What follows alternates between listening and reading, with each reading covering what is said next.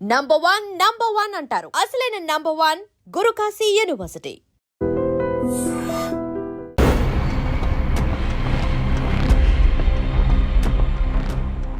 Welcome to crime diaries. ఈ వారం మన guest one of the best investigation officer in Andhra Pradesh. ఇటీవల ఆంధ్రప్రదేశ్ ప్రభుత్వం ఇన్వెస్టిగేషన్లో బెస్ట్ వచ్చిన ఆఫీసర్లు ముగ్గురిని సెలెక్ట్ చేశారు.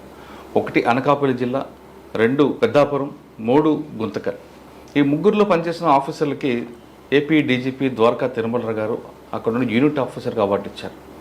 ఆ మూడిట్లో ఆల్రెడీ గుంతకల్ ఎస్పీ గారు, పెద్దాపురం మేడం గారు అయ్యారు. ఇప్పుడు ఫస్ట్ వచ్చిన అనకాపల్లి జిల్లా అప్పట్లో ఉన్న ఎస్పీ మురళీకృష్ణ గారు అందుకున్నారు. అయితే మురళీకృష్ణ గారి సూచనల మేరకు ఆ కేసులో ఐఓగా ఉన్న హరిని పరిచయం చేసాము. ఆ కేసు ఎలా జరిగింది, సిరీస్ ఆఫ్ మర్డర్ చేసిన ఎక్యూజ్ని ఎలా పట్టుకున్నారు, ఆ లీడ్ ఎక్కడొచ్చిన విషయాన్ని హరిని అడిగి తెలుసు. సార్ నమస్తే అండి. నమస్తే అండి. హరి గారు, ఫస్ట్ మీకు కంగ్రాచులేషన్. ఎందుకంటే ఏపీకి ఇస్తున్న 3 కేసుల్లో ఫస్ట్ అనకాపల్లి, సెకండ్ తూర్పుగోదావరి కాకినాడ, 3 గుంతకల్. కాకినాడ సెకండ్ మీద రైట్. అయితే ఆ కేసు ఏం జరిగింది, సిరీస్ ఆఫ్ మర్డర్ కేసులో ఎలాగ బ్రేక్ త్రూ వచ్చింది, 5 మర్డర్లు చేసిన ఎలా బ్రేక్ త్రూ తీసుకొచ్చారు అంటే కేసులో యూనిట్ ఆఫీసర్ సహకారం, సుపీరియర్ సహకారంతోనే మీ పార్ట్ కూడా ఎలాగొచ్చింది తో పాటు చెప్పే ముందు ఒకసారి మీ ప్రీవియస్ బ్యాక్గ్రౌండ్, మీ ఫ్యామిలీ బ్యాక్గ్రౌండ్, మీ పేరెంట్స్, పోలీస్ యూనిఫామ్ బై ఛాన్సా బై చాయిస్?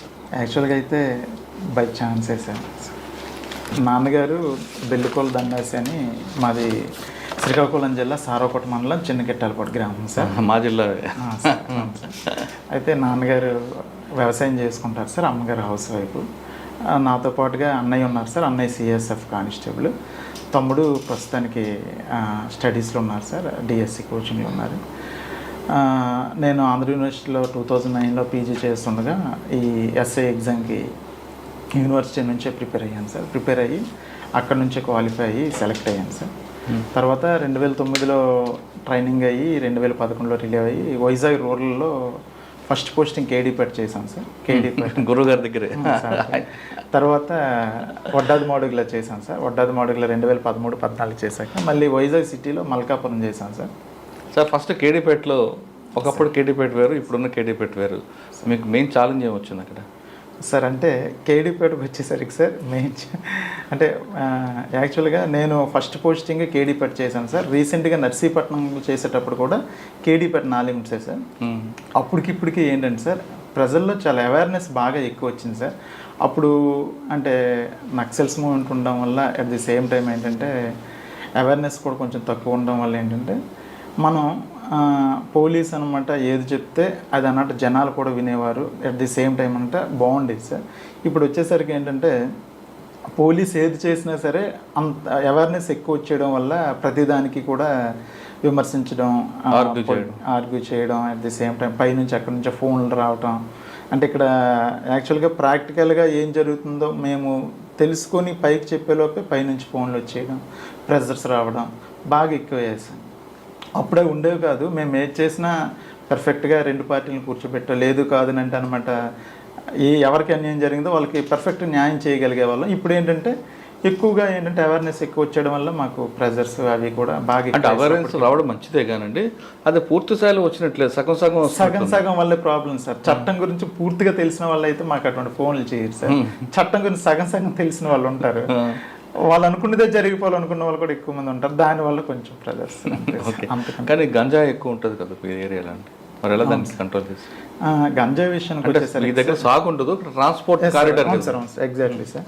యాక్చువల్గా ఏంటంటే సార్, అక్కడ మా ఆఫీసర్స్, ఎస్పీ సారు, డిఎస్పీ గారు ఇన్స్ట్రక్షన్ మేరకు మేము మా నర్సీపట్నం సర్కిల్లో 2 చెక్ పోస్టులు పెట్టాం సార్. ఒకటి డౌనూరు దగ్గరలో, ఒకటి అంటే అది ఇప్పుడు ఎర్రన్నపాలెం అని గొలగొండ లిమిట్స్ వస్తాయి సార్. కేడీపేటలో కూడా ఒక గాంజా చెక్ పోస్ట్, 2 చెక్ పోస్టులు పెట్టాం సార్. మాకు చెక్ పోస్టులు పెట్టడంతో పాటుగా మేము కూడా ఏంటంటే ప్రతి ఎస్ఐకి ప్రతిరోజు కూడా డైనమిక్ వెహికల్ చెకింగ్ మా సర్కిల్లో చెప్తాం సార్. దానివల్ల ఏంటంటే గాంజా ఎటువైపు నుంచి వెళ్ళినా సరే మ్యాక్సిమం ఇన్ఫర్మేషన్ పెట్టి మా వాళ్ళు క్యాచ్ చేస్తారు, లేదు కానీ చెక్ పోస్ట్ దగ్గర దొరుకుతాయి. దొరికిన వాటికి ఏంటంటే మేము ఒక్కొక్క స్టేషన్ వాళ్ళు చెక్ పోస్టులు దొరికిన వాటికి మా సర్కిల్లో ఉన్న ఒక్కొక్క స్టేషన్ వాళ్ళు రోజుకో కేసు యాక్చువల్గా రిజిస్టర్ చేస్తారు sir. At the same time ఏంటంటే ఈ గాంజాకి మేము స్టార్టింగ్లో చేసేటప్పుడు ఏంటంటే ఫార్వర్డ్ లింకు, బ్యాక్వర్డ్ లింకు మేము ఎస్టాబ్లిష్ చేసేవాళ్ళం కాదు సార్. ఓపెన్గా చెప్పాలంటే అండ్ నేను ఫస్ట్ పోస్టింగ్ చేసేటప్పుడు తర్వాత ఆఫీసర్స్ అనమాట ఫార్వర్డ్ లింకు బ్యాక్వర్డ్ లింకు అనేది కనెక్ట్ చేయడం వల్ల ఏంటంటే ఇప్పుడు మూలం కూడా మనం అనమాట అరెస్ట్ చేయడం వల్ల ఏంటంటే మ్యాక్సిమం కంట్రోల్ అవుతుందని అనుకుంటున్నాను సార్. సార్ ట్రాన్స్పోర్ట్ అనేది మీరు అన్నట్లుగా బై వెహికల్ అనుకుంటే పట్టుకుంటారు మీరు డైనమిక్ చెక్ పోస్ట్ పెట్టి. ఇప్పుడు దానికోసం కొంతమంది భుజాల మీద మోసుకొని దిగుతున్నారు కదండి, మరి అటువంటి వాళ్ళు ఎలాగ ఐడెంటిఫై చేస్తారు? యాక్చువల్గా భుజాల మీద మోసుకొని వెళ్ళేవాడైనా సరే టోటల్గా హైవే వరకు తీసుకెళ్ళాలంటే భుజాల వరకు తీసుకెళ్ళాలి సార్. ఎక్కడో ఒక దగ్గర వెహికల్ ఎక్కించాలి, డంప్ అయినా చేయాలి, ఎక్కడో ఒక దగ్గర వెహికల్ ఎక్కించాలి సార్. ఎక్కడో ఒక దగ్గర వెహికల్ ఎక్కించే దగ్గర అయినా సరే మనకి ఇన్ఫర్మేషన్ ఉంటుంది సార్. ఆ ఇన్ఫర్మేషన్ బేస్ చేసుకొని మనం క్యాచ్ చేస్తాం సార్. ఓకే, తర్వాత అండి కేడీపేట తర్వాత ఎక్కడికి వచ్చారు? కేడీపేట తర్వాత వడ్డాది మాడుగులు ఎస్ఐగా చేశాను సార్. అక్కడ 1 year చేశాను sir. Almost 1 year. Vaddadi Madugula halwa తిన్నారా? తిన్నాను సార్. వడ్డాది మాడుగు హల్వా చాలా ఫేమస్ కదా సార్. బాగుంది. ఎందుకండి అక్కడ చేస్తారు? అక్కడ గోధుమలతో చేస్తారనా? గోధుమతోనే చేస్తారు సార్. అక్కడ ఫేమస్ ఏంటంటే హల్వా అని అంటారు సార్. ఎప్పుడో తంగేడు వారు ఎవరు అప్పుడు చేసేవారు, చేయడంతో పాటుగా వాళ్ళు పేటెంట్ కూడా రీసెంట్గా తీసుకున్నారని తెలిసింది సార్. అక్కడ ఏదో మంచి టేస్ట్ వస్తుంది సార్. పర్టికులర్గా నాకు తెలియదు కానీ బాగా ఫేమస్ అంటారు సార్. తిన్నాను సార్. సార్ వడ్డాది మాడుగుల్లో క్యాంప్లింగ్ ఎక్కువ ఉంటుందండి, డొక్కాట అని గుండాట అని ఇవన్నీ కూడా జరుగుతుంటాయి. వాటి మీరు కంట్రోల్ చేశారు? చేశాను సార్. యాక్చువల్గా ఏంటంటే సార్, అంటే ఒక వడ్డాది మాడుగులనే కాదు సార్, జనరల్గా జాతర జరిగిన ప్రతి దగ్గర కూడా ప్రజలు కూడా అలవాటు పడిపోయారు సార్. డొక్కాట వేస్తే అదో సరదా కాదని చెప్పేసి దానికి మేము ఏంటంటే ఉన్నంత వరకు ఇన్ఫర్మేషన్ ఉన్నంత వరకు వెళ్ళి మ్యాక్సిమం అంటే ప్రజలకి ఒక ట్రెడిషనల్ గేమ్ లాగా ఆడితే పర్వాలేదు, తప్పేం కాదండి. దానికి ఎవరు మీలంటూ హర్షిస్తారు. కానీ ఆర్గనైజ్డ్ క్రైమ్ జరుగుతుంటుంది అక్కడ. కొంతమంది రిపోర్టర్లని కొంతమంది వేరే వ్యక్తులు అని కలిపి ఒక నడుపుతుంటారు. లేదు సార్, లేదు. అంటే యాక్చువల్గా మీరు అన్నది వాస్తవమే, కానీ వడ్డాది మాడుగు లిమిట్స్ అని కాదు, కానీ వేరే దగ్గర జరుగుతూ ఉంటుంది. కానీ మా దగ్గర అది తక్కువ ఉండేది సార్. ఏదో పండగ అయ్యేటప్పుడు అనమాట ఏదైనా వేస్తే మేము వెళ్ళి రైడ్ చేసేవాళ్ళం సార్, పట్టుకునేవాళ్ళం సార్. కోడి పందాలు కూడా పట్టుకునేవాళ్ళం సార్. మీరు కోడి పందెం అంటారా, కోడి క్రీడ అంటారా? కోడి పందెం అని ఉంటాం సార్. కోడి పందెం అంటే అది మళ్ళీ క్రైమ్ అవుతుంది కదా? అది క్రైమ్ సార్. కోడి పందెం అంటే క్రైమ్ సార్. క్రీడ అంటే మళ్ళీ దాన్ని స్పోర్టిసిపీట్గా తీసుకోవాలి, దాన్ని అనమాట కేసు రిజిస్టర్. అంటే కొంతమంది దాన్ని సపోర్ట్ చేసేవాళ్ళు కోడి క్రీడ అంటారు. అసలు మన జిల్లాలో సపోర్ట్ చేయండి సార్, మన 3 జిల్లాలో సపోర్ట్ చేయండి సార్. దానికి కోడి పందాలు ఎక్కడైనా సరే మనం రైడ్ చేస్తాం సార్, పట్టుకుంటాను సార్. అటువైపు ఎక్కువగా సంక్రాంతి టైంలో బాగా అవుతాయి సార్. మనం స్టాఫ్ లేకపోయినా సరే సంక్రాంతి టైంలో ఇన్ఫర్మేషన్ సిస్టమ్ అనమాట ఫుల్గా పెట్టుకుంటాం సార్. కుర్రోళ్ళకి కూడా కొంతమంది కన్నట్టు బళ్ళు ఇచ్చి డబ్బులు ఇచ్చి వాళ్ళకి పెట్రోల్కి డబ్బులు ఇస్తే కుర్రోళ్ళు కూడా యాక్టివ్గా తిరుగుతారు సార్. ఆ కుర్రోళ్ళు వెళ్ళి ఇన్ఫర్మేషన్ ఎక్కడ అవుతుందో చెప్తే ఇమీడియట్గా మనం వెళ్ళి రైడ్ చేస్తుంటాం. Okay sir.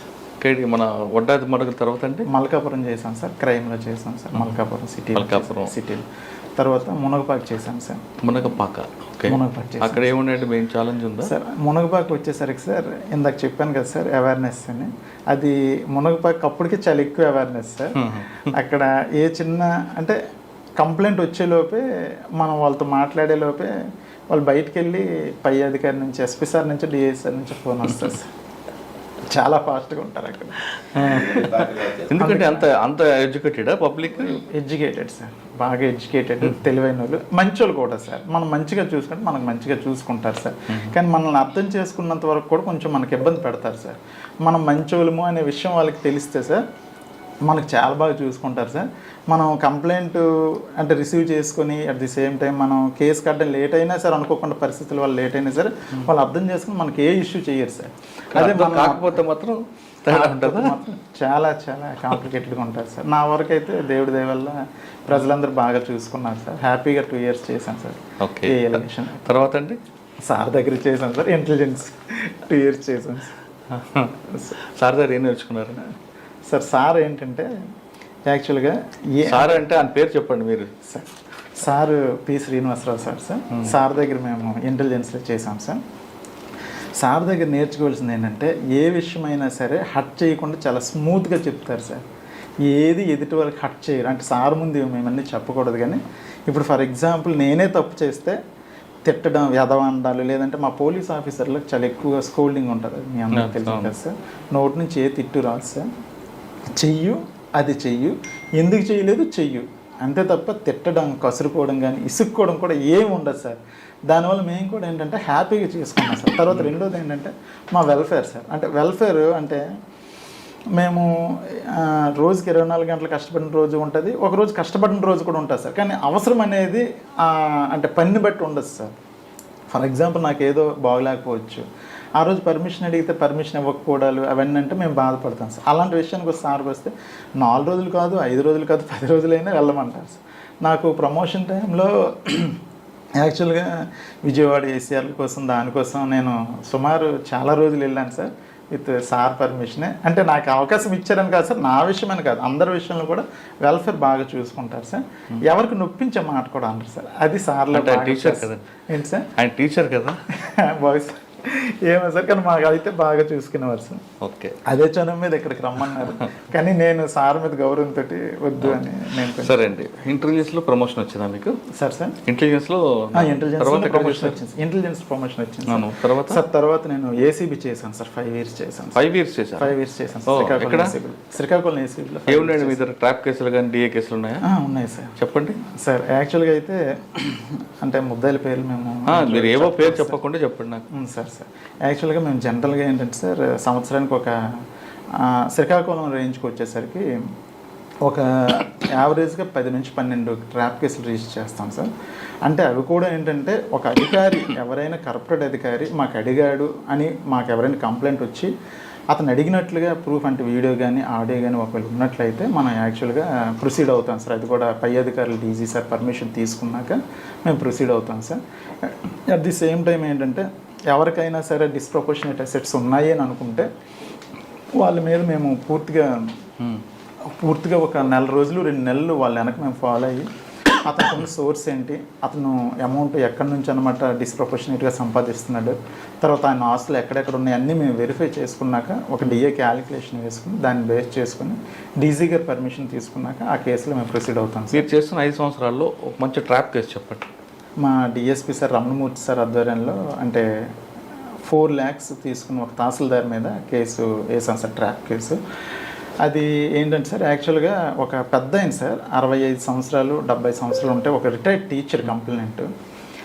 అతని దగ్గర ఒక టెక్కల్ విలేజ్లోనే ఒక బిల్డింగ్ కోసం పొసెషన్ సర్టిఫికేట్ కోసం నేను కూల్ చేస్తున్న డబ్బులు ఇవ్వకపోతే అని ఆ తహసీల్దార్ గారు ఒక ఆయన అంటే, అతని మీద ఏంటంటే మనకి ఆ పెద్ద ఆయన వచ్చి కంప్లైంట్ ఇచ్చారు సార్. ఆయన కంప్లైంట్ ఎంత మంచోడు అంటే భారతీయ టైప్ సార్, ఎవరికి డబ్బులు ఇచ్చే రకం కాదు, ఎవరికి ఒప్పుకునే రకం కాదు.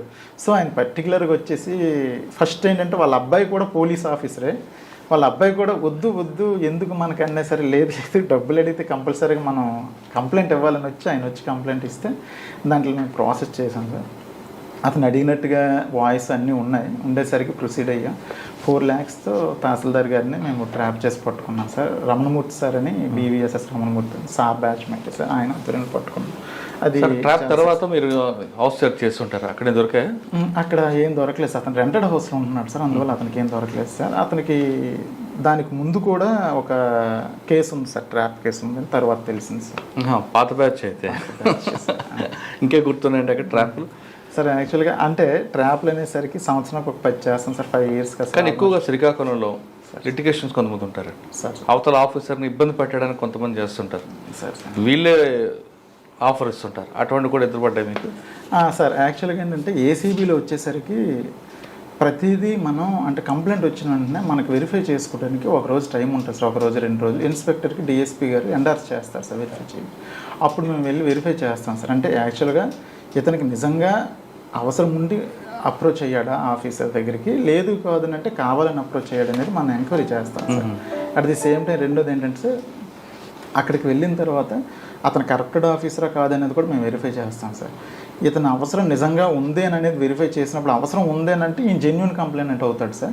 లేదు కాదనంటే కావాలని అనమాట ఈయన వెళ్ళి డబ్బులు ఇచ్చే ప్రయత్నం చేస్తున్నాడు లిటిగెంట్ అని అనిపిస్తే మేము మ్యాక్సిమం ఏంటంటే అవాయిడ్ చేస్తాం సార్. అవాయిడ్ చేయడం అంటే అతను కూడా కరప్టెడ్ ఆఫీసర్ ఎవరైతే అంటే ఎవరి మీద అయితే మనకు కంప్లైంట్ వచ్చిందో ఆ కంప్లైంట్ వచ్చిన ఆఫీసర్ అనమాట కరప్టెడ్ కాదని తెలిస్తే వెరిఫికేషన్లో మాకు తెలిస్తే దాని మీద మేము అన్నమాట చెప్తాం సార్, ఇది తప్పు బాబు, కంప్లైంట్ ఇవ్వడం తప్పు, ఆయన అడగలేదు కదా ఎందుకు మీరు వచ్చి మాకు అప్రోచ్ అయ్యారని అక్కడ మేము ఖండించాం. ఎందుకంటే ఖండించకుండా వాళ్ళ మీద కేసు పెట్టచ్చు కదా, PC act prevention of corruption అంటే ఇస్తే మన కేసు తెప్పించి పట్టుకుంటే ఇంకోసారి రాడు కదా కట్టచ్చు సార్, కాకపోతే ఇవ్వరు సార్, అడుగుతున్నారని వచ్చి మనకు కంప్లైంట్ ఇస్తారు సార్, ఇవ్వరు సార్. సార్ 5 years చేశారు కదా సార్, ఏసీబీలో ఒక 5 రకాలు ఉంటాయండి. First fish corruption, goat corruption, sir buffalo corruption. Sir ఈ 3 కరప్షన్లో మీరు ఎక్కువ దేనికి ఇష్టపడతారు? సార్ అంటే యాక్చువల్గా నేను ఏసీబీ చేశాను సార్. ఇది మీరు చెప్పిన 3 కరప్షన్స్ నేను ఓరల్గా విన్నాను తప్ప ఎక్కడ శాస్త్రంలో కానీ ఏ మాన్యువల్లో కానీ చెప్పబడలేదు సార్. మాన్యువల్ ఉండదు. దానికి ఏం చెప్తారంటే ఒక ఊర్లో ఒక చెరువు, అంతే. ఆ చెరువులో ఆ నీరే గ్రామస్తులు తాగుతారు, Exactly. రైట్? ఆ చెరువుని పాడు చేయకుండా ఉండడానికి దానికి ఒక కాపలా ఉంటాడు. ఆ కాపలా ఏసీబీ. అవును సార్. చెరువులో చేప, ఆ చేప అయితే ఎంత నీళ్ళు తాగుతుంది, తాగితే దాన్ని తాగి అక్కడ ఉంటుంది కదా, దానివల్ల ఎలాంటి నష్టం లేదు. ఇప్పుడు కరప్షన్ అనేది మనకి ఒక ఇన్బిల్ట్ అయిపోయింది, అవును సార్. రైట్? అవును సార్. 2 goat corruption. గోట్ ఏం చేస్తుంది? మోకాల వరకే కూర్చొని నీళ్ళు తాగుతుంది కాబట్టి అది కూడా బెదిరించాలి. అవును సార్. 3వది బఫెలో. అవును సార్. బఫెలో కన్నా ముందు కౌ కరప్షన్ ఒకటి ఉంటుంది. కౌ కరప్షన్ ఏంటి? 4 కాలు పెట్టి నీళ్ళు తాగుతుంది కానీ మళ్ళీ బయటకు వచ్చేస్తారు, అంటే నీళ్ళు డిస్టర్బ్ చేయదు. అది కూడా తప్పే కాదు, బెదిరిస్తారు. 4వది బఫెలో. వరస్ట్ సార్ ఇది. వరస్ట్. యాక్చువల్గా ఏంటంటే సార్, ఒక ఏసీబీ చేసాం కాబట్టి యాక్చువల్గా ఏ కరప్షన్కి మేము సపోర్ట్ చేయకూడదు సార్. కానీ కాకపోతే ఏంటంటే మీరన్న లాస్ట్ బఫెలో కరప్షన్ ఉంది కదా సార్, లోపలికి దూరి మొత్తం వ్యవస్థను మొత్తం నాశనం చేసే కరప్షన్ సార్ అది. అటువంటి వాళ్ళ మీద మాకు కంప్లైంట్స్ ఎక్కువ వస్తాయి సార్. అటువంటి వాళ్ళ మీద మేము ట్రాప్ చేస్తాం. లేదంటే అటువంటి వాళ్ళ మీద ఏవైనా డిస్ప్రపోర్షనల్ అసెట్స్ ఉన్నాయంటే మేము కూడా వెరిఫై చేసి అలాంటి వాళ్ళ మీద ఎక్కువ మేము కేసెస్ చేయడానికి కూడా ట్రై చేస్తుంటాం సార్. సార్ ట్రాప్ కేసులో కన్విక్షన్ వస్తుంది, అక్విటల్, కానీ డిఏ కేసులు అక్విటల్ అవుతుంటాయి. రీజన్ ఏమంటారు? లేదు సార్, డిఏ కేసెస్ కూడా యాక్చువల్గా ఏంటంటే కన్విక్షన్ వస్తుంటుంది సార్. కాకపోతే కొంచెం అంటే టెక్నికల్ ఇష్యూస్, పేపర్ వర్క్ లేదు సార్, లాంగ్ ప్రాసెస్ సార్. అంటే ట్రైల్ అయ్యేసరికి ఒక 10 years 15 years కొంచెం పడుతుంది తప్ప. ఓకే. ఏసీబీ తర్వాత అండి సార్, ఏసీబీ తర్వాత సార్ నర్సీపట్నం రూరల్ సీఏగా వెళ్ళాను సార్. అక్కడే ఈ మర్డర్ కేసు. సరే, ఏం జరిగింది చెప్పండి. నర్సీపట్నం రూరల్ సీఏగా సార్ యాక్చువల్గా అయితే నర్సీపట్నంలో ఫస్ట్ ఏంటంటే సార్, నేను ఛార్జ్ తీసుకుని January 26th ఛార్జ్ తీసుకున్నాను సార్. January 26th ఛార్జ్ తీసుకున్నాక నేను వెళ్ళిన 4వ రోజుకి February 5వ రోజుకి సార్, February 1st నాకు రిపోర్ట్ వచ్చింది సార్. అంటే మాకూరపల్లి మెర్సి రామకృష్ణ అని ఎస్ఐ మంచిగా ఉంటాడు సార్. ఆ కుర్రోడు ఫోన్ చేసి, సార్ ఇక్కడ ఒక మర్డర్లా ఉంది, ఊరికి ఒక 500 మీటర్ల దూరంలో ఒక అతను చంపేసి ఉంది సార్, రండి సార్ అంటే నేను మా ఏఎస్పీ గారు, అప్పుడు అడిషనల్ ఎస్పీ గారు సార్, అడిషనల్ ఎస్పీ గారు, మేము అక్కడికి వెళ్ళాం సార్. సీన్లోకి వెళ్ళి చూసాం సార్. చూస్తే అతను అనమాట మేల్ సార్. అతను అదే గ్రామానికి చెందిన వాలంటీర్ నడింపల్లి హరినాథ్ అని చెప్పేసి వాళ్ళ అమ్మగారు పోల్చారు. అతని తల మీద ఏంటంటే సుమారు ఒక 4 దెబ్బలు చాలా గట్టిగా కొట్టున్నాయి. తల మీద మాత్రమే కొట్టున్నాయి. చూసాము, తల మీదే కొట్టున్నాయి. అంటే ఏదో గజ్జి మీద కొట్టాడేమో ఎవడో, అంటే అనుకోకుండా ఏదైనా రప్చర్ జరిగితే యాక్చువల్గా చెయ్యి మీద కాలు మీద ఎక్కడ పడితే అక్కడ కొడతారు. ఓన్లీ తల మీద కొట్టాడంటే ఏదో ప్లాన్గా కొట్టాడు అని అనుకున్నాను. అట్ ది సేమ్ టైం ఏంటంటే అదే సీన్లో అతని లోవర్ ఏదైతే ఉందో అది సగం తీసి, కొండం కూడా సగం తిప్పిన కొండము, సగం కాల్చిన చుట్ట, జట్టు, తర్వాత ఒక మాసిపోయిన ఒక జాకెట్, గాజులు, ఇరిగిపోయిన ప్లాస్టిక్ గాజులు అన్నీ పడేసి ఉన్నాయి సార్. అయితే మేము ఏమనుకున్నామంటే జనరల్గా సీన్ చూసాక ఎవరికైనా ఏమనిపిస్తుంది అంటే ఇతను ఏదో ఎవరితోనో సెక్సువల్ కోర్స్కి వెళ్ళి ఉంటాడు, దానికి ఎవరో చూసుంటారు, లేదా వాళ్ళు తాలూకు వాళ్ళు ఎవరో వచ్చి చంపేసి ఉంటారేమో అని చెప్పి మనం ఆ కోణంలో పూర్తిగా ఇన్వెస్టిగేషన్ వెళ్ళాం సార్. ఆ ఇన్వెస్టిగేషన్ వెళ్తూ లాస్ట్ కాలర్ని పిలిచి ఎగ్జామిన్ చేశాం సార్. లాస్ట్ కాలర్లో కూడా మాకు ఫ్రూట్ఫుల్ ఇన్ఫర్మేషన్ రాలేదు. తర్వాత అతని యొక్క CDRs అన్నీ మేము అన్నీ వెరిఫై చేసి సుమారు ఒక 4-5 మందిని, అంటే 4-5 పాయింట్ ఆఫ్ వ్యూలో అనమాట వెరిఫై చేసి సుమారు మా ఎస్పీ సార్ మురళీకృష్ణ సార్ అన్నట్టు ఒక 7 టీంలను ఇచ్చారు సార్. ఒక్కొక్క టీం అన్నట్టు ఒక్కొక్క విషయాన్ని అనమాట వెరిఫై చేస్తే, అంటే ఒకరు అనమాట అతని యొక్క ఇల్లీగల్ కాంట్రాక్ట్స్ గురించి వెరిఫై చేస్తే, ఇంకొకరు అనమాట అతని యొక్క CDRs వెరిఫై చేస్తే, ఇంకొకరు అనమాట అతని IPDR అని వాట్సాప్ కాల్స్ ఉంటుంది, అది వెరిఫై చేసేవాళ్ళు. ఇంకో టీం అనమాట ఇన్ఫర్మేషన్ కోసం మొత్తం తిరిగేవాళ్ళు. ఎక్కడ వచ్చిన ఇన్ఫర్మేషన్ కన్నట్టు వాళ్ళు ఎగ్జిక్యూట్ చేసేవారు సార్. అలాగే 7-8 టీంలు తిరిగి సుమారు ఒక 4 రోజుల వరకు మేము అదే పనిలో ఉన్నాం సార్. కాకపోతే ఆ ఊర్లో ఆల్మోస్ట్ అందరికి 100-150 మందికి ఎగ్జామిన్ చేస్తాం, కానీ ఎక్కడ మాకు ఎటువంటి క్లూ దొరకలేదు సార్. తర్వాత అది అట్ ది సేమ్ టైం ఏంటంటే మళ్ళీ మాకు అదే పోలీస్ స్టేషన్ లిమిట్స్లోనే జడ్గంగవరం విలేజ్ దగ్గర, జడ్గంగవరం విలేజ్ అవుట్స్కట్స్లో ఇంకో మర్డర్ జరిగింది సార్. అది May 1st జరిగింది. ఇది February 1st, అది May 1st జరిగింది. మళ్ళీ వేసవికాలం తర్వాత అనమాట 3 months అయింది. అప్పటికి ఇంకో మర్డర్ జరిగింది. సేమ్, అంటే తల మీద కొట్టుంది, ఫుల్గా తల మీద కొట్టుంది, ప్యాంట్ కొంచెం ఇప్పింది అంతే. అక్కడ మాసిపోయిన జాకెట్ కూడా ఒకటి దొరికింది. అయితే మేము అనుకున్నాం ఏంటంటే ఫస్ట్ ఆఫ్ ఆల్ ఆ మర్డర్ ఈ మర్డర్ ఒకడే చేశాడని అనుకుంటూ, కానీ ఎవరైనా సుపారీ గ్యాంగ్ ఎందుకో చేసి ఉంటారేమో, కానీ వీళ్ళకి చంపాల్సిన అవసరం ఏంటి అనే కోణంలో కూడా మేము ఇక్కడ డిసీజ్ ఎవరండి? ఇక్కడ డిసీజ్డ్ అన్నట్టు అదే గ్రామానికి చెందిన రుత్తల శివప్రసాద్ అని, అతను కూడా 23 years కుర్రోడు. ఆయన వాలంటీర్? అతను వాలంటీర్ కాదు సార్, అతను లారస్ కంపెనీలో పనిచేస్తున్నాడు. కుర్రాడు. ఇతను వాలంటీర్ సార్, ఇతను కుర్రాడే. అయితే ఏం జరిగిందని మనం చూస్తే యాక్చువల్గా ఈ కేసులో ఏ విధంగా అయితే వీళ్ళ ఫ్రెండ్స్ అందరినీ తీసుకొచ్చామో అది ఆ కేసులో కూడా ఫస్ట్ కేసులో చేసిన మిస్టేక్స్ ఈ కేసులో మేము కొన్ని చేసుకోలేదు సార్. అంటే అందరినీ పిలిచి అనమాట అందరినీ ఇంట్రగేషన్ చేయడం, ఇన్వెస్టిగేట్ చేయడం మొదలుపెట్టాము సార్. అయితే ఎంతసేపు మనకి ఏ క్లూ దొరకలేదు సార్. అంటే మాకు తెలియదు. పోనీ వాళ్ళ ఫ్రెండ్స్ అందరికి తీసుకొచ్చాం, వాళ్ళ కాల్ డేటా తెచ్చాం, ఈ డిసీజ్డ్ కాల్ డేటా తీసుకొచ్చాం, అన్నీ తీసుకొచ్చినా సార్ ఎక్కడ మాకు అంటే ఎస్పీ సార్ అక్కడ నుంచి సపోర్ట్ ఇచ్చి మాకు ఐటీ కోర్ టీము ఒక ఎస్ఐని పంపించి మాకు అంత సపోర్ట్ ఇస్తున్నప్పటికీ మాకు ఎక్కడ క్లూ దొరకట్లేదు సార్. అయితే మా ఎస్ఐ గారు ఊర్లోకి వెళ్తే ఒక చిన్న ఇన్ఫర్మేషన్ వచ్చింది సార్. అది చిన్న ఇన్ఫర్మేషన్ ఏంటంటే ఆ చనిపోయిన అతనికి ఊర్లో ఇంకో ఇద్దరు అనమాట ఆ చనిపోయిన ముందు రోజు 1,50,000 ఒక అతను, 50,000 ఒక అతను అప్పు ఇచ్చారనే విషయం తెలిసింది సార్. వాళ్ళని కూడా తీసుకొచ్చాం. వాళ్ళు కూడా ఈ డిసీజ్ యొక్క ఫ్రెండ్సే సార్.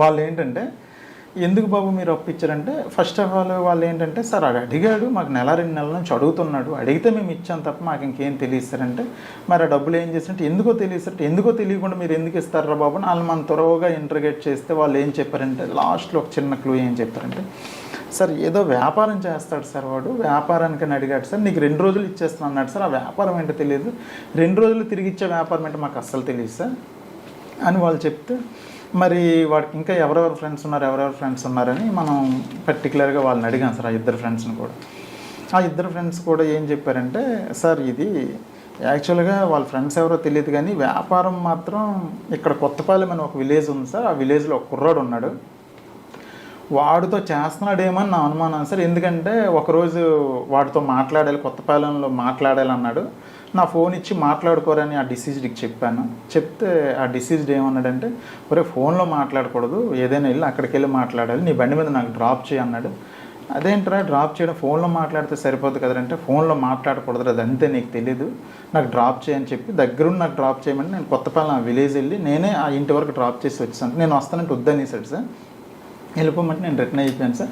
బహుశా అతనితో చేసి ఉండొచ్చేమో సార్, ఇల్లీగల్ ఏదో బిజినెస్ అంటున్నారని మనవాడు చెప్పాడు సార్. చెప్తే ఎస్ఐ గారు నేను టీము ముందు ఆ కొత్తపాలెం విలేజ్ వెళ్ళాం సార్. మేము కాన్ఫిడెన్షియల్గా ఇల్లు ఎక్కడ ఉందో చూసుకున్నాం, ఆ ఇంట్లో ఎవరెవరు ఉంటున్నారు ఏంటి, దానికి అక్కడ ఉన్న వాళ్ళు ఏం చేస్తుంటారని మేము వెరిఫై చేసుకున్నాం సార్. అప్పుడు తెలిసింది ఏంటంటే ఆ ఇంట్లో పెచ్చేటి ఉపేంద్ర అని ఒక అతను కుర్రాడు ఉంటున్నాడు, బ్యాచులర్ ఉంటున్నాడు. అతను ఏంటంటే లారస్ కంపెనీలో అతను కూడా పనిచేస్తున్నాడు, అతను ఇప్పుడు ప్రస్తుతానికి డ్యూటీకి వెళ్ళాడని చెప్పారు సార్. అయితే మనం అతని ఫోన్ నెంబర్ కూడా తీసుకుని ఇమీడియట్గా అనమాట ఎస్పీ సార్కి చెప్పి CDR పెట్టాం సార్. CDR పెడితే అతను ఫోన్ అన్నట్టు ప్రస్తుతానికి స్విచ్ ఆఫ్ వచ్చింది, టవర్ లొకేషన్ కూడా స్విచ్ ఆఫ్ వచ్చింది. అయితే ఈలోపు ఏంటంటే లారస్ కంపెనీలో పనిచేస్తానని తెలిసి లారస్ కంపెనీలో మనం ఏంటంటే సూపర్వైజర్ ఒక అతను, మేము ఎవరైతే చనిపోయిన ఫ్రెండ్స్ని తెచ్చామో ఆ తెచ్చిన ఒక అతను లారస్ కంపెనీలో సూపర్వైజర్ కూడా ఉన్నాడు. అతను పోల్చాడు సార్ ఆ లారస్ కంపెనీలో పనిచేసి కొత్తపాలెంలో ఉన్న విలేజ్లో ఉన్న అబ్బాయి పేరు అయితే ఉపేంద్ర సార్, ఇతను కూడా నాకు కొత్తపాలెం నుంచి మా బస్సే ఎక్కి లారస్ కంపెనీకి రోజు వస్తుంటాడు. అతను 1-2 సార్లు మాట్లాడుకోవడం అయితే చూశాను కానీ అంత క్లోజ్ అయితే కాదు సార్. ప్రస్తుతానికి అతను డ్యూటీలో ఉన్నది లేదని కనుక్కొని చెప్తానని చెప్పి అతను లారస్ కంపెనీకి ఫోన్ చేసి కనుక్కుంటే లారస్ కంపెనీలో ప్రస్తుతానికి డ్యూటీలో ఉన్నాడని చెప్పారు సార్ మనకి. వెంటనే ఎస్ఐ గారు అని టీంని పంపిస్తే ఎస్ఐ గారి టీము అతను అనమాట డ్యూటీ మధ్యలోనే అక్కడ సెక్యూరిటీ గార్డ్స్ని అడిగి తీసుకొచ్చాం సార్. తీసుకొస్తూ మనం ఏంటంటే అతను మీద మనకు డౌట్ ఎక్కడ వచ్చిందంటే సార్ యాక్చువల్గా ఏదో ఇల్లీగల్ బిజినెస్, సీక్రెట్ బిజినెస్ చేస్తున్నాడు, దానికి ఈ డిసీజ్డ్కి లింక్ ఉంది. సో బహుశా ఈడైనా చంపి ఉండాలి, ఈడి తాలూకు ఇంకెవరితోనైనా చంపించి ఉండాలి ఆ 2 లక్షలు తీసుకోవడం కోసం అని మాకు అనిపించి అతను తీసుకొచ్చి రాగానే మా వెహికల్ ఎక్కించిన తర్వాత మాతో పాటు క్లూస్ టీము ఒక అబ్బాయిని కూడా భర్త అనే అబ్బాయిని కూడా పెట్టుకున్నాం సార్. అతను ఏంటంటే ఆ క్లూస్ టీమ్ అబ్బాయి, నేను, మా ఎస్ఐ గారు, ఇంకో నర్సీపట్నం రూరల్ భీమరాజ్ ఎస్ఐ గారు అందరం కలిసి అతన్ని పట్టుకొని వాళ్ళ ఇంటికి బయలుదేరి దారిలో మాట్లాడుతుండగా నీకు అతనికి ఏంటి సంబంధం, నాకు ఆడ ఫ్రెండే కాదని చెప్పాడు sir. First of all friend కాకపోవడం ఏంటి, యాక్చువల్గా అయితే నీకు వాడికి నీకు సంబంధాలు ఉన్నాయి కదా, నువ్వు వాడి ఫ్రెండ్ అంట కదా, ఒకసారి నీకు అనమాట సో పర్సన్ని ఇంటి వరకు డ్రాప్ చేసేటట్టు కదా అని అంటే, సార్ ఆడ నాకు తెలుసు కానీ పూర్తిగా తెలియదు సార్, అప్పుడప్పుడు నాకు రూమ్ అడుగుతాడు సార్, రూమ్ అడిగితే నేను ఇస్తాను సార్ అని అన్నాడు. పొంతన లేని సమాధానం. తర్వాత అలాగ మాట్లాడితే, సార్ ఒకసారి నాకు డబ్బులు అడిగాడు సార్, నేను అప్పు ఇచ్చాను సార్ అంటే, ఇంకా మళ్ళీ కంటిన్యూషన్ మాట్లాడితే, అతను నాకు డబ్బులు ఇచ్చాడు సార్ అంటాడు. పొంతన లేని సమాధానం. లాస్ట్కి ఏంటంటే ఒక మాట అన్నాడు, కాకపోతే నా కాల్ డేటా చూసుకోండి సార్, నా కాల్ డేటాలో ఎక్కడ అతనితో మాట్లాడినట్టు ఉండదు కదా సార్, మీరు నన్ను ఎందుకు సార్ తీసుకొస్తున్నారని చెప్పేసి వాడు తిరిగి మన మీద ఫైర్ అవ్వడం కూడా మొదలైంది సార్. అయితే యాక్చువల్గా మనం వాడిని తీసుకొచ్చిన తర్వాత వాడి ఇంట్లో ఎందుకైనా మంచిదని సెర్చింగ్కి వెళ్ళాం. ఈలోపు ఆ క్లూజ్ టీమ్ అబ్బాయి అతను యూవీ లైట్ పెట్టుకుని అనమాట అన్ని బట్టలు వెతుకుతున్నాడు. అంటే బ్లడ్ మార్కులు ఏమైనా పడినట్లయితే ఉతికేసిన తర్వాత కూడా అవి మనకు కనిపిస్తాయని అతను చూస్తున్నాడు night. At the same time మేము కూడా ఏంటంటే ఇల్లంతా సెర్చ్ చేస్తున్నాం సార్. ఒక్కొక్కలం సెర్చ్ చేస్తుంటే ఒక తలగడలో 1,50,000 దొరికింది సార్. ఇది ఎక్కడదిరా అంటే, ఇది నాదే సార్, వాడిచ్చాడు సార్, వీడిచ్చాడు సార్, పొంతలేని సమాధానం.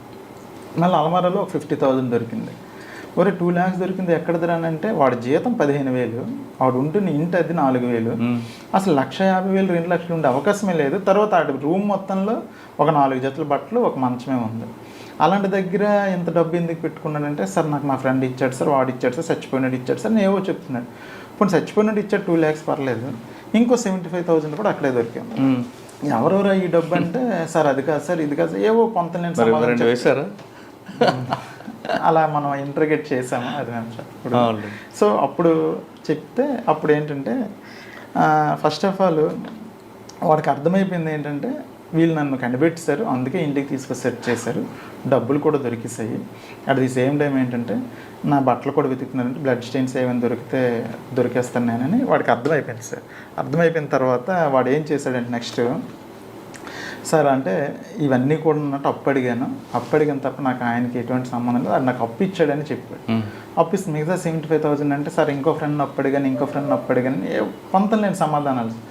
మనం ఏం చేసామంటే సార్ లాస్ట్కి, సరే ఏ ముద్ర బాబు, సరే మాకు ముద్ద ఇది అంటే చనిపోయిన అతనిది సెల్ ఫోన్ పోయింది సార్, సెల్ ఫోన్ కూడా మిస్ అయింది, అది తర్వాత చెప్తాను సార్. వాడు సీన్ కూడా డైవర్ట్ చేస్తాడు ముద్ద. అయితే సెల్ ఫోన్ పోయిందిరా బాబు, మాకు ఆ సెల్ ఫోన్ ఇచ్చే చాలు, నీకు మేము సేవ్ చేస్తాం అని మన పోలీస్ స్టైల్లో కొంచెం అంతవరకు గట్టిగా మాట్లాడి బొజ్జగించే స్టైల్లో మాట్లాడితే కొంచెం నమ్మాడు సార్. నమ్మి సెల్ ఫోన్ ఒకటి ఇస్తే సరిపోద్ది కదా సార్ అంటే, ఆ సెల్ ఫోన్ ఒకటి ఇస్తే సరిపోద్దని, సెల్ ఫోన్ సో ప్లేస్లో నూతిలో ఉంది సార్, పదండి సార్ చూపిస్తానని వాళ్ళ ఇంటి ఎదురుగున్న నూతిలోనే పడేశాడు సార్.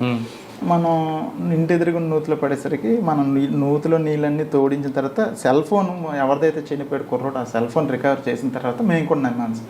ఎస్ ఈడే చేసిన కన్ఫర్మ్ అయ్యి అప్పుడు స్టేషన్కి తీసుకొచ్చి, బాబు ఎలా చేసావు ఏంటి ఒకసారి చూపిస్తావా అదేనంటే, అప్పుడు చూపించాడు సార్. అంటే వాడు ఆ ఊరికి జడ్గంగవరం విలేజ్కి 1 km దూరంలో, మేమంతా రోడ్డు మీద తిరిగి వెళ్తే 1.5 km ఉంటుంది, వాడు షార్ట్ కట్లో నడుచుకుంటూ తీసుకెళ్ళిపోయాడు. ఆ ప్లేస్ తీసుకెళ్ళి ఇలా కూర్చున్నాడు సార్, ఇలా కూర్చుంటే ఇలా చంపిస్తాను సార్ అని నీట్గా ఎక్స్ప్లెయిన్ చేసి సీన్ అంతా రీకన్స్ట్రక్షన్ చేస్తే అప్పుడు కన్ఫర్మ్ చేసుకొని మా ఆఫీసర్స్ డిఎస్పీ గారికి, ఎస్పీ గారికి కన్ఫర్మ్ చేసి. ఎందుకంటే చంపాడు అసలు సార్? యాక్చువల్గా ఏంటంటే వాడు దగ్గర మోటివ్ సార్, ఆ మోటివ్ చాలా డిఫరెంట్. అంటే నేనైతే ఎప్పుడు చూడలేదు సార్ ఆ మోటివ్, అలా ఉంటుందని కూడా నేను ఎక్స్పెక్ట్ చేయలేదు.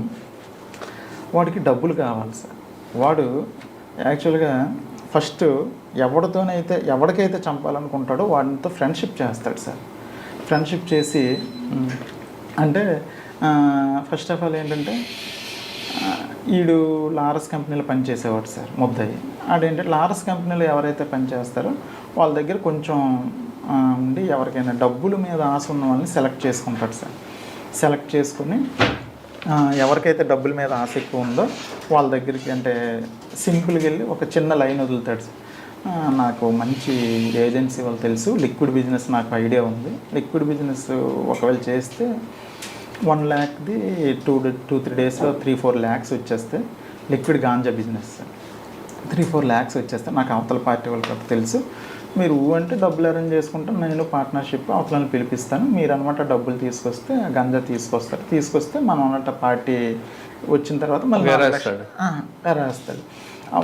అవతల ఎవరైతే ఇంట్రెస్ట్గా ఉన్నారో వాళ్ళు వచ్చి ఇన్ని అప్రోచ్ అవ్వడమో లేకపోతే ఏదో అయితే ఫ్రెండ్షిప్ చేస్తూ ఇంకేంటంటే మళ్ళీ ఏం చేస్తాడంటే వాడు నేను ఫ్రెండ్షిప్ చేస్తున్నంతసేపు మీ పేరెంట్స్కి ఎవరికి చెప్పుకో, ఎందుకంటే నేను దొరికిపోతే నువ్వు దొరికిపోతావు. సో నాకు ఫోను చేయకు, మీ పేరెంట్స్కి ఎవరికైనా చెప్పావు అనుకో, నువ్వు దొరికిపోతే నేను దొరికిపోతాను.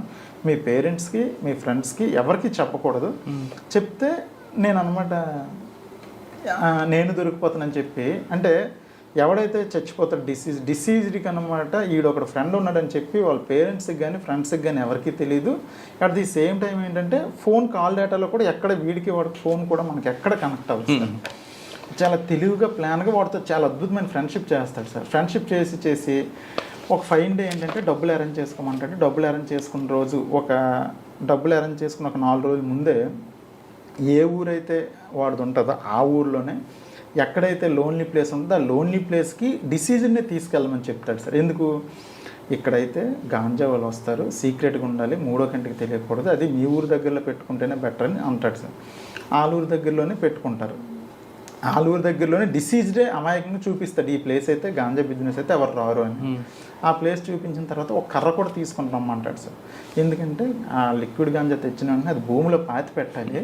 పాతి పెట్టాక 2వ రోజుకి అందులో గ్యాస్ ప్రొడ్యూస్ అవుద్ది. ప్రొడ్యూస్ అయిన తర్వాత దాన్ని మనం అమ్మితే 2 3 రేటుకి వెళ్తుంది, రేపే వచ్చేస్తారు పార్టీ అని చెప్తారు.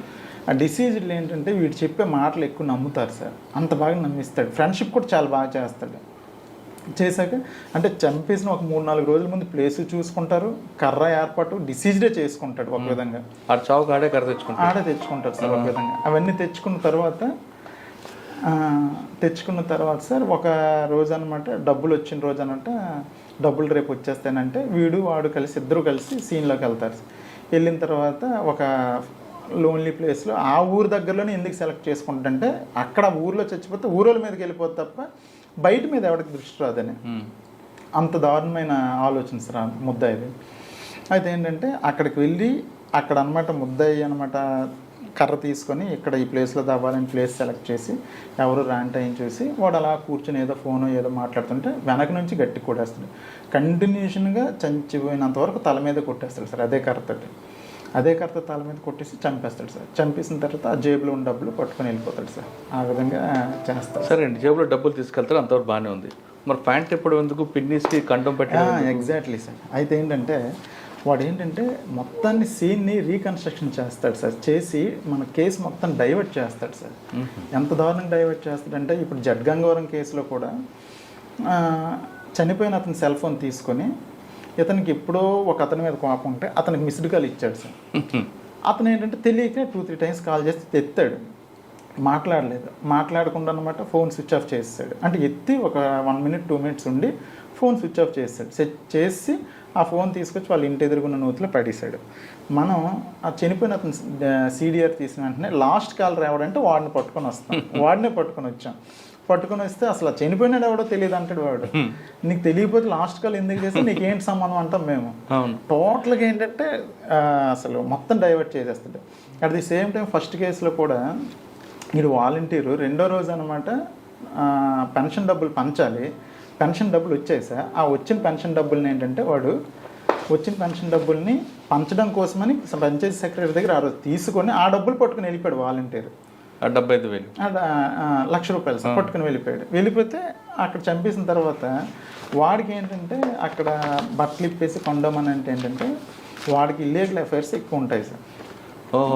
సో ఆ ఇల్లీగల్ ఎవరో చంపేశారని చెప్పి మనం అనుకోవడం కోసం డైవర్ట్ చేయడం కోసం ఒకటి కొండం, గాజులు, తర్వాత ఏంటంటే సగం కాల్చిన చుట్ట, మాసిపోయిన ఒక జాకెట్ అన్ని పడేస్తాడు సార్. దానికి అందరూ ఏమనుకుంటారంటే వీడికి ఎవరితోనూ ఇల్లీగల్ ఉంది, సో అందువల్ల ఎవరో వచ్చి చంపిస్తారనుకుని మనం అంతా ఆ కోణంలోనే పూర్తిగా డైవర్ట్ అయిపోతారు సార్. కేసు అంతా డైవర్ట్ చేసేస్తాడు సార్. అంటే ఈ తెలివితేటలన్నీ ఏంటంటే ఫస్ట్ 2 మర్డర్ కేసులు వడ్డాది ఉండేటప్పుడు చేసినప్పుడు కూడా అలాగే డైవర్ట్ చేసి 2 కేసులు మీకు డిటెక్ట్ అయ్యాయి, ఇంకా 3 ఎలాగ బయటకు వచ్చాయి సార్. యాక్చువల్గా ఫస్ట్ కేసు ఎప్పుడైతే మనకి అటు చెప్పిన తర్వాత మన స్టేషన్కి తీసుకొచ్చి SP సార్కి చెప్పాను సార్ ఇలాగని. సార్ వీడికి వడ్డాది మడుగులో కూడా కేసు ఉందంట సార్, కేసులు ఉన్నాయంటే ఒక వడ్డాది మడుగుల SIతో కూడా మాట్లాడమని చెప్పారు సార్. చెప్తే వడ్డాది మడుగుల SIతో మాట్లాడాను సార్. మాట్లాడుతూ వడ్డాది మడుగుల SI గారు దామోదర్ నాయుడు అని ఉన్నారు. ఆయన ఏం చెప్పారంటే సార్ అతనైతే మాత్రం అతనితో ఎంఓ ఉంది, ఏదైనా సీన్ని రీకన్స్ట్రక్షన్ చేసి రీక్రియేట్ చేస్తాడు, టోటల్గా డైవర్ట్ చేసేస్తాడు. మా 2 మర్డర్ కేసులు కూడా 21లో జరిగాయి, 2021లో. ఆ రెండింటిలోనైతే డైరెక్ట్ కండోమ్ పెట్టాడు ఒక దాంట్లో అన్నట్టు మల్లెపూలు పెట్టాడు. టోటల్ మనం డైవర్ట్ అయిపోయాము. కానీ చివరికి అనమాట మనకి డిటెక్ట్ అయింది. కానీ ఎక్కువ డబ్బులు కూడా చంపడు, 50,000 1,00,000 చంపేస్తాడని చెప్పాడు సార్. చెప్తే మన ఫస్ట్ మర్డర్ కేసులో కండోమ్ పెట్టాడు, మా గాజులు పెట్టాడు, జాకెట్ పెట్టాడు, ఇవన్నీ పెట్టేసరికి మళ్ళీ వచ్చి మన ఇతను అడిగితే ఫస్ట్ ఇతను ఒప్పుకోలేదు సార్. అయితే ఫస్ట్ మర్డర్ కేసులో చనిపోయిన అతని యొక్క తల్లి వాడు కలిసి ఇంట్లోకి వెళ్ళి లాస్ట్ అనమాట వీళ్ళిద్దరే బయటకు వచ్చారు సార్. మన కంప్లైంట్లో కూడా ఫస్ట్ డిసీజ్డ్ వాళ్ళ అమ్మ అనమాట ఏం చెప్పిందంటే, ఎవడో ఫ్రెండ్ వచ్చాడు, ఆ ఫ్రెండ్ వచ్చి మా అబ్బాయిని బయటకు తీసుకెళ్ళాడని చెప్పింది తప్ప పలానా వ్యక్తిని ఆవిడకి తెలియదు. ఆవిడ ఓల్డ్ సార్, ఆవిడ చెప్పలేకపోయింది. కాకపోతే ఆవిడని పిలిపించాను. ఈవిడిని చూపిస్తే, నాయన ఈడే బాబు, వీడే మా కొడుకుని లాస్ట్ చివరిసరిగా తీసుకెళ్ళిందని ఆవిడ ఒప్పుకుంది. వాడికి అనమాట తిట్టి గట్టిగా అడిగేసరికి నేను కదా అంటే ఆ ముసలావిడ బయటికి తీసి, ఇప్పుడు చెప్పరా పెద్ద ఆవిడ పోల్చింది కదా, ఇప్పుడైనా చెప్పరా, నువ్వే కదా తీసుకెళ్ళి ఆ రోజు. నేనే చేశాను సార్, ఇలా చేశానని చెప్పాడు. అది కూడా ఎలా చేసి చూపించడానికి సీన్ రీకన్స్ట్రక్షన్ చేయమంటే సీన్ రీకన్స్ట్రక్షన్ చాలా నీట్గా చేశాడు. చాలా షార్ట్ కట్లు వెళ్ళడం. తర్వాత వాడు ఎక్కడికైనా వెళ్ళేటప్పుడు ఏంటంటే ఫోను అక్కడ వరకు మాట్లాడతాడు, అక్కడ స్విచ్ ఆఫ్ చేసేస్తాడు. చేసి అక్కడికి వెళ్ళి మర్డర్ చేసి డబ్బులు తీసుకొచ్చేసి మళ్ళీ స్విచ్ ఆన్ చేసుకుంటాడు. మళ్ళీ ఇమీడియట్గా వాడు ఏంటంటే 7 o'clock 8 o'clock సి షిఫ్ట్ ఉంటుంది లారస్ కంపెనీకి వెళ్ళిపోతాడు. అంటే నేను ఆ టైంలో అక్కడ లేను అని ప్రూవ్ చేసుకోవడానికి కూడా వాడు చాలా టెక్నికల్గా కూడా మొత్తం ప్లాన్డ్గా ఉంటాడు. ఏమంటే నేను కంపెనీలో ఉన్నాను అంటాడు. సాయంత్రం 5 నుంచి 6 లోపు మర్డర్ అవుద్దని ఎవరు ఎక్స్పెక్ట్ చేయరు, 6, 6:30 అవుద్దని ఎవరు ఎక్స్పెక్ట్ చేయరు. ఆ విధంగా మొత్తం మిగతా 3 ఎలాగ వచ్చాయండి బయటికి? ఆ 2 అయ్యాయి కదా సార్. అయితే దాని నెక్స్ట్ ఏంటంటే సార్, మునగపాకది కూడా సేమ్ అటువంటి మర్డర్ సార్. ఆ చనిపోయిన అతను కూడా లారస్ కంపెనీలో పనిచేస్తూ ఉంటాడు. అతను ఏంటంటే 22లో చనిపోయేటప్పుడు ఇలాగే బిజినెస్ అని చెప్పేసి వాళ్ళ ఇంటి వాళ్ళ దగ్గర సేమ్ 1,00,000 2,00,000 ₹1,00,000 దాకా వాళ్ళ ఇంట్లో వాళ్ళని అడిగి బలవంతంగా అడిగి పట్టుకొని వెళ్ళి చనిపోయాడు అతను కూడా. అతనికి తల మీద సేమ్ దెబ్బలు. సో దాని విషయంలో మనం ఏం చేసామంటే, అదే టైంలో మునగపాక ఎస్ఐ టైంలో మునగపాక మర్డర్ అయ్యేటప్పుడు భీమరాజు ఎస్ఐ గారు, తర్వాత సార్ వాళ్ళు కూడా అక్కడ పేరు పి శ్రీనివాస్ సార్ వాళ్ళు కూడా అక్కడ ఉండి దానికి అనమాట ఇన్వెస్టిగేట్ చేస్తే వీళ్ళంతా సేమ్ ఎంఓ సేమ్. సో ఒకసారి దాని గురించి కూడా అడగండి అంటే దాని గురించి కూడా అడిగితే, మేము అప్పుడు ముందు ఎక్కడ ఉండేవాడు అంటే అనకాపల్లి ఉండేవాడిని, ఎక్కడ చేసేవాడిని లారస్ కంపెనీలో చేసామంటే, మరి నీకు అక్కడ తెలిసినట్టు తెలుసు సార్ ఫ్రెండ్ అంటే, మరి వాడికి నీకు సంబంధం ఏంటంటే కొంచెం గట్టిగా అడిగితే వాడు ఏంటంటే సేమ్ ఎంవరా అంతా తెలిసిపోయింది, అంత సీసీ కెమెరాలు అన్నీ క్లియర్గా కనిపిస్తున్నాయని మనం కొంచెం గట్టిగా మాట్లాడితే అప్పుడు అది కూడా కన్ఫ్యూజ్ చేసి ఒప్పుకున్నాడు సార్. ఆ విధంగా 3 మర్డర్లు ఒప్పుకున్నాడు సార్. 3 5 అండి? 3 మర్డర్లు సార్. ముందు 2 మర్డర్లు చేస్తాడు సార్. సార్ ఎందుకు చేస్తున్నాడండి ఈ విధంగా? వీడు యాక్చువల్గా సైకో కాదు సార్, చాలా తెలివైనడు, డబ్బు పిచ్చి సార్. వాడు అంటే ₹1,00,000 ఉంటే ఎవరినైనా చంపేస్తాడు సార్. ఈ డబ్బులు తీసుకుని ఏం చేసేవాడు? ఈ డబ్బులు తీసుకుని జలసా చేసుకోవడమే సార్. సార్ తర్వాత ఇంకోటి ఏంటంటే, ఫస్ట్ 2 మర్డర్ కేసులు జైలుకి వెళ్ళాడు సార్. అప్పుడు వాడికి బెయిల్ మీద రావడానికి ఖర్చు అయింది, లాయర్ ఖర్చులని, అదేవిధంగా మిగతా ఖర్చులు కూడా అయ్యాయి సార్. తర్వాత ఆ ఊర్లో వాళ్ళు కూడా వెలివేస్తారు సార్. వాళ్ళు ఉంటే ఊర్లో వాళ్ళకే ముందు చంపినప్పుడు కూడా ఇద్దరికి ఫ్రెండ్స్ ఊర్లో వాళ్ళకే చంపిస్తాడు.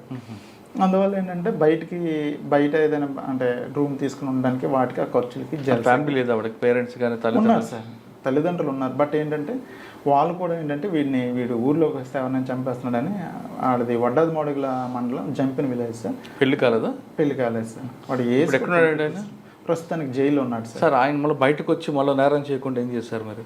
సార్ దానికి మేము ఏం చేసామంటే సార్, మా ఆఫీసర్స్ కూడా దానికి ఇమీడియట్గా ఛార్జ్షీట్ ఫైల్ చేసండి, వాడు బయటకు వస్తే ఇబ్బంది అవుతుంది కాబట్టి ఛార్జ్షీట్ ఫైల్ చేసి వాడు జైల్లో ఉంటుండగానే ట్రయల్ కండక్ట్ చేసి కన్విక్షన్ పెడితే వాడు డైరెక్ట్గా అన్నట్టు కన్విక్షన్ అవుతాడు. అయిన వల్ల ఏంటంటే మళ్ళీ బయటకు వచ్చే అవకాశాలు తక్కువ ఉంటాయని మొన్న డీజీ సార్ కూడా ఏబిసిడి అవార్డు ఇచ్చినప్పుడు అదే ఇన్స్ట్రక్షన్స్ ఇచ్చారు. ఇమీడియట్గా ఛార్జ్షీట్ ఫైల్ చేయండి అంటే ఆల్రెడీ ఫైల్ చేస్తున్నారు సార్. నేను వచ్చేసాను, అక్కడ మా సక్సెసర్ వచ్చి ఫైల్ చేస్తున్నారు సార్. అచ్చా సార్, మీరు ఎక్కడి నుంచి ఎక్కడికి వచ్చారు? నెక్స్ట్ నర్సీపట్నం నుంచి ఎల్లుండిపేట వచ్చాను సార్. వచ్చి 2 months అవుతుంది సార్. ఇక్కడే ఉందండి? ఇక్కడ అంటే ఒకప్పుడు నక్సల్స్ ప్రభావం ఇప్పుడేం లేదా? ఇప్పుడు కొంచెం తగ్గింది సార్. ఏదైనా అంటే ఉందని అనుకుంటున్నాను సార్ నేనైతే. ఇంకా నేను వచ్చి 2 months అయింది అనుకుంటున్నాను సార్. ఉందని సార్. ఇటువంటి అవార్డులు తీసుకున్నప్పుడు ఏమనిపిస్తుంటారు సార్? యాక్చువల్గా ఏంటంటే అసలు first of all DG sir చేతుల మీదుగా తీసుకోవడం అనేది, అంటే మా అవార్డు మా ఎస్పీ మేడం దీపిక మేడం గారు మమ్మల్ని సెలెక్ట్ చేసి పంపిస్తే, వాస్తవంగా అయితే వస్తుందో రాదో మేడం గారు మా మీద అభిమానం కొద్ది పంపించారు, కానీ వస్తుందో రాదని మాకు కూడా కొంచెం ఒక